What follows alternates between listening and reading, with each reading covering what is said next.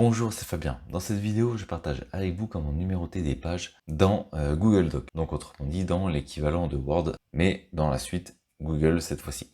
Pendant que j'y pense, n'oubliez pas de vous abonner si ce n'est pas déjà fait en cliquant sur le bouton rouge et en activant les notifications pour ne manquer aucune des prochaines vidéos. Vous pouvez également être acteur des prochains sujets qui seront abordés sur la chaîne en répondant à un court sondage qui se trouve dans la description. Merci par avance à tous ceux qui me permettent d'améliorer le contenu de cette chaîne. Donc pour numéroter les différentes pages, on va voir que c'est assez simple mais qu'il y a plusieurs options. Donc ici j'ai un document avec 18 pages.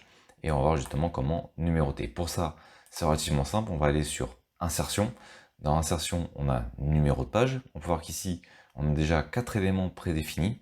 Alors au niveau de ces éléments prédéfinis, pour faire simple, si on clique sur celui-ci, ça va nous indiquer le numéro de la page, où la première page va prendre le numéro 1, et la seconde page le numéro 2, et la troisième 3, et ainsi de suite. Ici, ça sera en haut à droite, et ici en bas à droite. Donc là, ça va positionner l'élément, et on part bien depuis la première page, avec le numéro de page 1.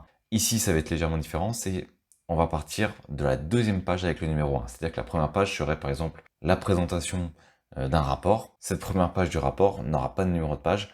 La numérotation va commencer uniquement à partir de la seconde page. Ça, c'est également quelque chose qui arrive régulièrement. C'est pour ça que ce sont les deux grandes options qui sont déjà proposées par défaut par Google.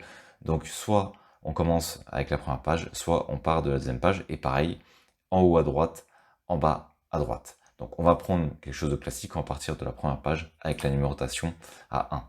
Donc comme on peut le voir ici, ça va se positionner dans l'entête, en haut, comme c'était prévu. Si jamais on s'est trompé et qu'on souhaite avoir une première page différente, donc qui n'ait pas de numéro de page, eh bien il suffit de cocher première page différente, et ici on n'aura pas de numéro de page. Donc si je décoche, eh bien le numéro de page réapparaît. Ensuite, on a les options qu'on va pouvoir modifier. Donc soit on peut supprimer l'entête et le numéro de page, soit on peut changer le format de l'entête. Bon, ici en l'occurrence, je ne vais pas m'occuper de cette partie-là. Soit, sinon, on peut ici aller sur options et numéro de page. Donc on peut changer la position, puisque initialement j'ai dit que je l'avais positionné en en-tête. Je peux aller sur le pied de page.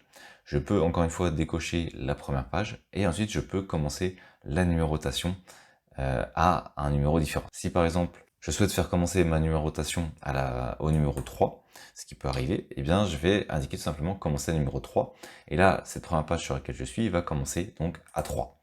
Je vais faire appliquer, et comme on peut le voir sur ma première page, je commence bien à 3. Alors c'est particulièrement utile si on utilise des sauts de section. Alors pour ceux qui ont l'habitude de le faire, ensuite on peut recliquer dessus tout simplement.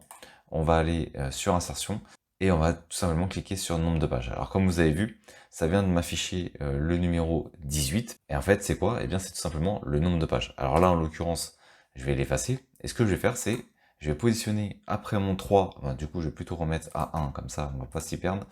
On va recommencer à 1, voilà, donc je vais faire appliquer, et si par exemple je souhaite indiquer le nombre de pages, je fais un espace, slash, alors vous pouvez mettre ce que vous voulez, hein, vous pouvez écrire, peu importe, ici c'est l'organisation que je souhaite mettre en place, donc je vais mettre un espace, slash, et ensuite je vais tout simplement faire insertion, numéro de page, et je vais recliquer sur nombre de pages. Et là, comme on peut le voir, ça me fait bien 1 sur 18 pages, et si je vais sur la page numéro 2, 2 sur 18 pages, et ainsi de suite, il reprend l'organisation visuelle que je lui ai donnée sur la première page. Voilà, donc si vous souhaitez tout simplement numéroter vos pages de votre document en Google Doc, voilà, désormais vous savez comment procéder. On va dans l'insertion, puis on ajoute en fonction de ce qu'on souhaite réaliser les numéros de page. Merci d'avoir regardé cette vidéo. Si vous n'êtes pas abonné, j'espère que cette vidéo vous donnera envie de le faire en cliquant sur le bouton s'abonner et en activant les notifications pour ne manquer aucune des prochaines vidéos. De plus, vous trouverez dans la description un sondage pour déterminer les prochains sujets. À très vite pour une nouvelle vidéo.